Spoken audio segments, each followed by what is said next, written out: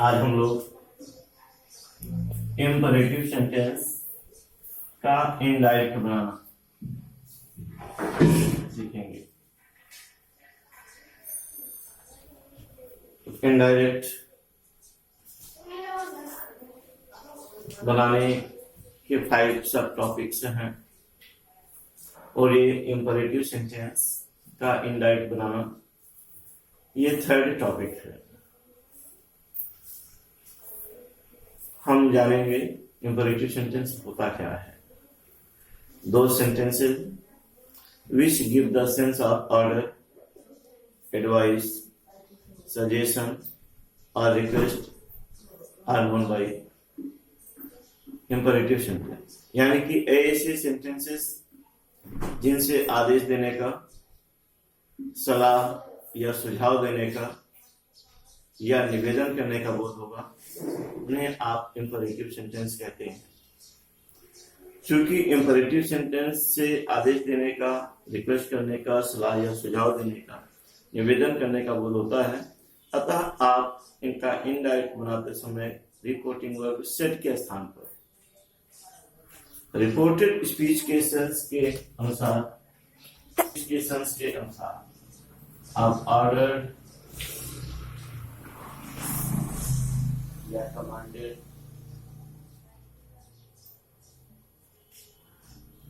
Advised या suggested, requested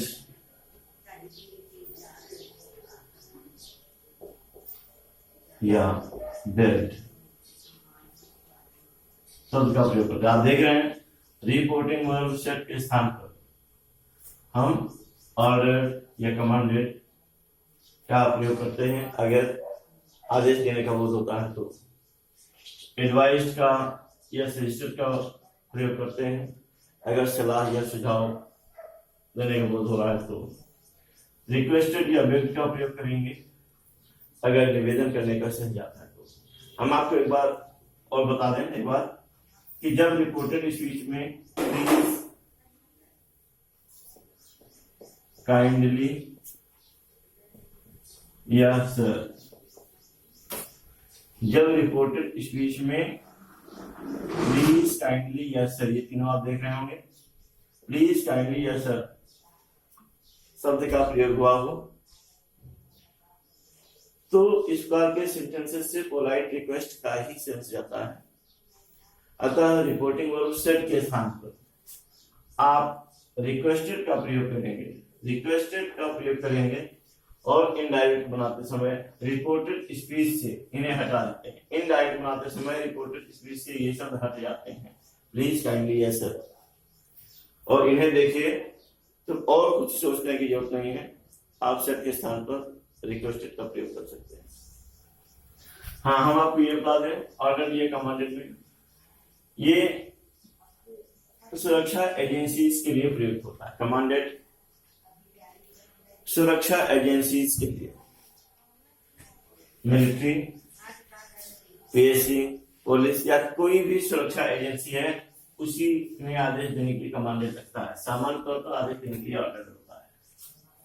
advice और suggested के लिए बता दें जब कोई ब्लड रिलेशन का, दूर का ही ब्लड रिलेशन से ही कोई बात कहेगा आपसे तो वो आपको एडवाइस करेगा। से सामान्य तरीके से कोई भी व्यक्ति केवल सजेस्ट करता है।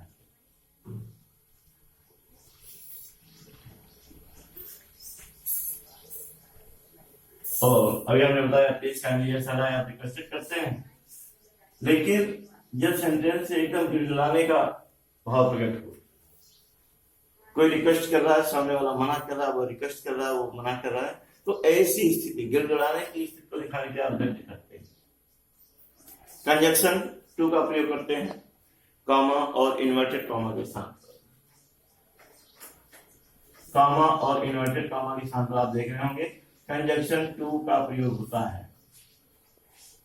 और शेष प्रोनाउन व टेंसेस पहले की तरह ही चेंज होंगे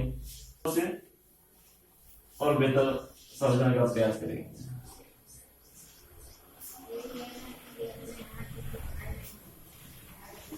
चलिए देख रहे हैं। First,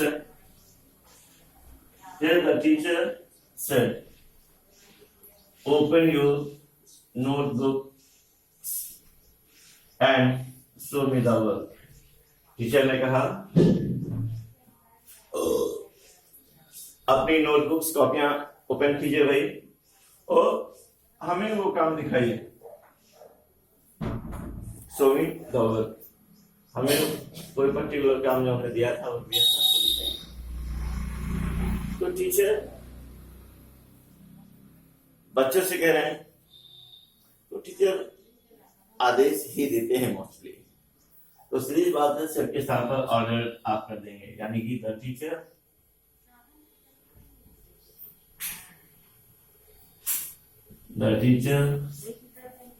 order. कंजक्शन आप कॉमन इन्वर्टेड कॉमा के स्थान पर टू लगाते हैं, टू। अब आगे बढ़ेंगे, क्योंकि इंपरेटिव सेंटेंस में जल्दी टेंस मिलता नहीं है। जब टेंस नहीं मिलता है तो उसे परिवर्तन भी नहीं करना होगा। जनरली प्रेजेंट इंडेफिनिट होता है, पास्ट इंडेफिनिट में किया जाता था। प्रेजेंट कॉन्टिन्यूअस होता था, पास्ट कॉन्टिन्यूअस में करते थे। प्रेजेंट परफेक्ट होता था, पास्ट परफेक्ट में करते थे। इस तरीके से टेंस मिलने पर ही परिवर्तन होता है। इंपरेटिव सेंटेंस में मोस्टली टेंसेस हम क्लियरली नहीं कह सकते कि इसका इंडेफिनिट कॉन्टिन्यूअस है, तो टेंस बदलता नहीं है। लेकिन जहां कहीं टेंस दिखेगा वहां बदला जाएगा। यहाँ पर कोई टेंस नहीं है तो कंडीशन आने के बाद हम अंदर बढ़ेंगे ओपन। अब देखिए ये सेकंड पर्सन का प्रोनाउन है। सेकंड पर्सन के प्रोनाउन को हम ऑब्जेक्ट से बदलते हैं, लेकिन यहां पर अपना ऑब्जेक्ट नहीं दिख रहा है। तो याद रहे, जब रिपोर्टेड स्पीच में सेकंड पर्सन का प्रोनाउन आए और क्योंकि सेकंड पर्सन के प्रोनाउन को रिपोर्टिंग वर्ब के ऑब्जेक्ट से बदलते हैं और अपने पास ऑब्जेक्ट ना हो, तो ऐसी स्थिति में आप कुछ भी ऑब्जेक्ट मान लेते हैं। तो टीचर कह रहे हैं तो सीधी बात है, स्टूडेंट से कहेंगे, यानी कि हम ऑब्जेक्ट स्टूडेंट मान लेंगे। स्टूडेंट याद रहे, ऑब्जेक्ट मानने पर वहां पर दिखाना कोई जरूर नहीं है। जो भी आप इमेजिन करेंगे, जो भी मानेंगे ऑब्जेक्ट, उसके अकॉर्डिंग बदलेंगे। मैं तो आपको समझाने के लिए यहाँ पर लिख दिया हूँ, यहाँ पर लिखना कोई यू नहीं है। यू सेकंड पर्सन है, चेंज बाय ऑब्जेक्ट, ऑब्जेक्ट से बदलेगा। ये पॉजिटिव केस है तो हम इसका पॉजिटिव केस बनाएंगे।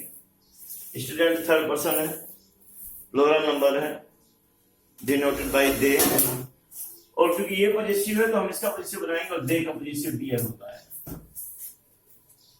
Dear notebooks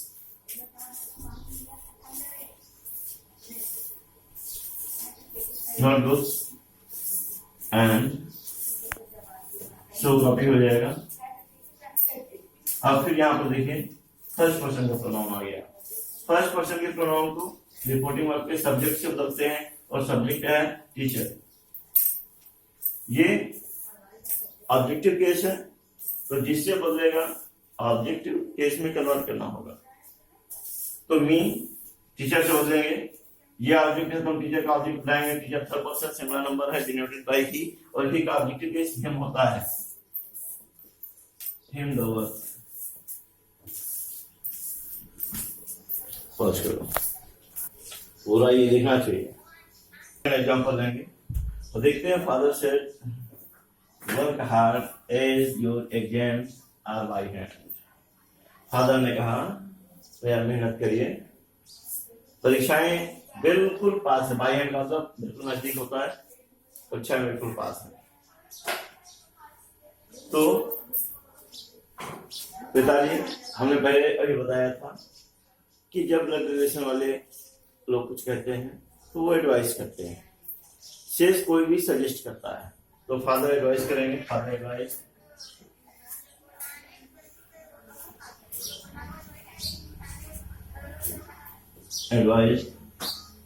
comma inverted comma के स्थान पर कंजक्शन आपको लगाएंगे। फिर आप आगे बढ़ते हैं। वर्क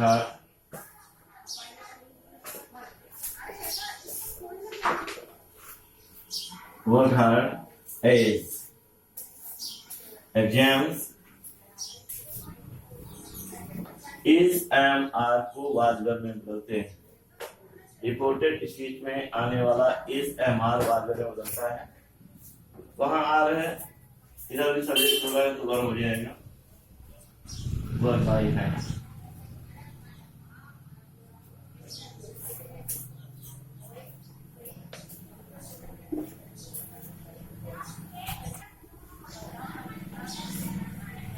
आपका नेक्स्ट है Meena said to Maria, Meena said to Maria please come with me. और अभी आपने जाना है कि जहां भी प्लीज काइंडली या सर आता है वहां पर हमें रिक्वेस्टेड ही करना चाहिए। तो मीना सेड की जगह रिक्वेस्टेड करेंगे कि यहाँ प्लीज आया है।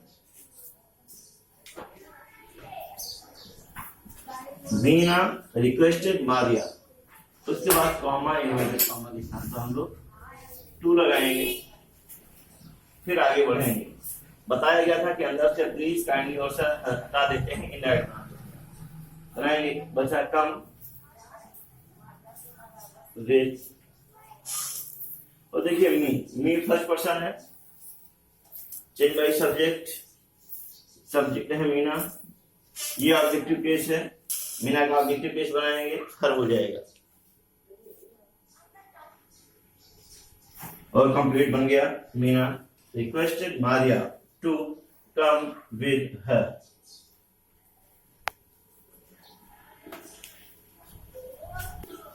आप लास्ट देख रहे हैं, the student said mark me present sir. Student ने कहा सर मुझे भी प्रेजेंट कर दीजिए। और आपको बार बार बताया जा रहा है जब रिपोर्टेड स्पीच में प्लीज काइंडली या सर शब्द आएगा, प्लीज काइंडली या सर शब्द आएगा, तो आप रिपोर्टिंग वर्ब सेड के स्थान पर क्या करते हैं, requested, requested comma inverted comma के स्थान पर कंजंक्शन क्या लगता है, टू। उसके बाद हम आगे बढ़ते हैं, मार्क मी फर्स्ट पर्सन आ गया, फिर first person change by subject, subject है स्टूडेंट, तो ये ऑब्जेक्टिव केस का है तो स्टूडेंट का ऑब्जेक्टिव केस बनाएंगे। Student third person singular number denoted by he, और ही का ऑब्जेक्टिव केस हिम होता है, him present.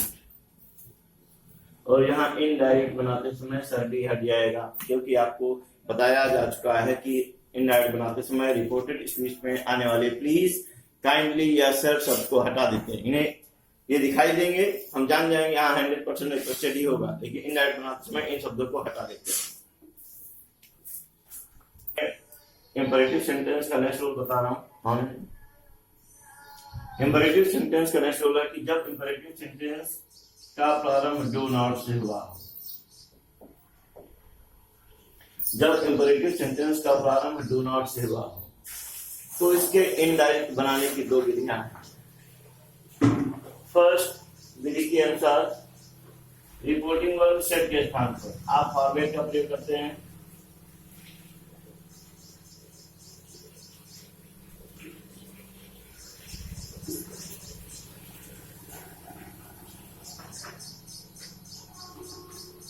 Format is used in place of set.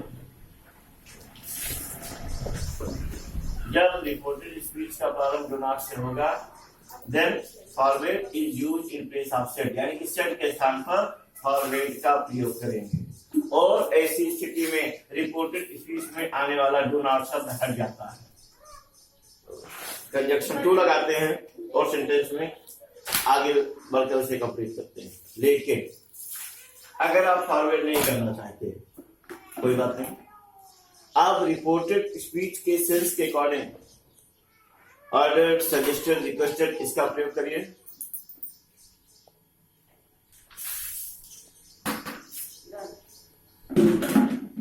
लेकिन ऐसी स्थिति में केवल डू हटेगा, नॉट नहीं। जब फॉरवर्ड करेंगे तो दोनों हट जाएंगे, डू नॉट। हम फॉरवर्ड नहीं करेंगे, ऑर्डर, एडवाइस, सजेस्टेड ऐसा कुछ करेंगे तो ऐसी स्थिति में केवल डू हटेगा।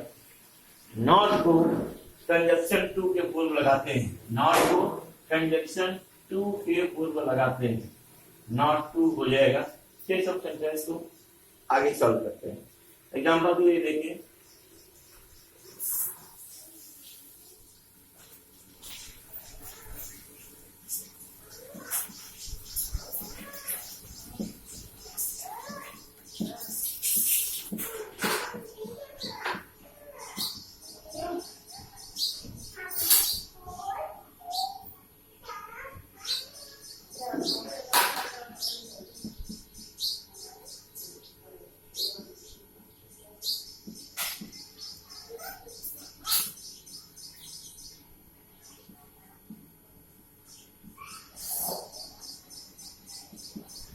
डॉक्टर ने कहा don't take butter while you are under my treatment. जब तक आप मेरे यहाँ इलाज करा रहे हैं, जब तक मेरा इलाज करेंगे आपको बटर नहीं लेना होगा। चलिए कोई बात नहीं, हम इसका इनडायरेक्ट बनाने जा रहे हैं कि जब डू नॉट से शुरू होगा ऑप्शन के साथ फॉरवर्ड करते हैं, यानी कि द डॉक्टर फॉरवर्ड, और फॉरवर्ड करेंगे तो अंदर से पूरा डू नॉट हट जाता है, कंजक्शन टू लगाएंगे, बचा take butter, take butter while. अभी ये देखिए यू, ये नया क्लॉज है, नया क्लॉज है, हेल्पिंग वर्ब के पहले यू आया है, यानी कि ये यू सब्जेक्ट है तो सेकंड पर्सन चेंज होगा ऑब्जेक्ट से। क्योंकि ये सब्जेक्ट है तो हम ऑब्जेक्ट को सब्जेक्टिव बेस पर प्रोनाउन बनाएंगे। डॉक्टर है, पेशेंट से बोलेगा, और जिससे रिपोर्टिंग वर्ब का सब्जेक्ट बात करता है वही ऑब्जेक्ट होता है। तो ऑब्जेक्ट हम यहाँ पेशेंट मानेंगे, पेशेंट मान लिया ऑब्जेक्ट। अभी लिखे दे रहा हूं, लिखना कोई आवश्यकता नहीं है, बिल्कुल लिखने की कोई जरूरत नहीं है। अब ये यू इस ऑब्जेक्ट पेशेंट से बदलेगा, क्योंकि ये यू सब्जेक्ट है, अभी पहले आया है सब्जेक्ट है, तो हम इसको सब्जेक्ट बनाएंगे। पेशेंट थर्ड पर्सन है, सिंगुलर नंबर है, मैस्कुलिन जेंडर है, डिनोटेड बाय ही, और इज एंड आर को वाज में बदलते हैं। यहाँ यू था है, अब यू यहाँ सिंगुलर हो गया तो यहाँ वाज हो जाएगा, वाज अंडर। फिर ये माई थर्ड पर्सन है, first person change by subject, doctor है सब्जेक्ट। ये पॉजिटिव केस है, हम डॉक्टर का पॉजिटिव केस बनाएंगे तो हो जाएगा हिज ट्रीटमेंट। तो हमने बताया जब डू नॉट आएगा तो इसके इनर बनाने की दो विधियां हैं। फर्स्ट मेथड के अकॉर्डिंग ऑब्जेक्ट के स्थान पर आप फॉरवर्ड का प्रयोग करते हैं, जैसा कि किया, तब डू नॉट हट जाता है। अगर हम फॉरवर्ड नहीं करना चाहते हैं तो सेंस के अकॉर्डिंग ऑर्डर, सजेस्टेड, रिक्वेस्टेड का प्रयोग करेंगे, तब केवल नॉट हटेगा, डू का प्रयोग कंजंक्शन टू के पहले होगा। तो ऐसी स्थिति में अगर हम करना चाहें तो हम इसे मान लीजिए हम हटा देते हैं, ये दोनों हम फॉरवर्ड नहीं करना चाहते तो डॉक्टर हमेशा सजेस्ट करता है, सजेस्टेड हो जाएगा, सजेस्टेड। और हमने बताया था डू हटेगा, नॉट को कंजंक्शन टू के पहले लगाएंगे। अब कंजंक्शन टू लगाना है उसके पहले लगाएंगे नॉट, अब कंजंक्शन टू, शेष पूरा वही रहेगा।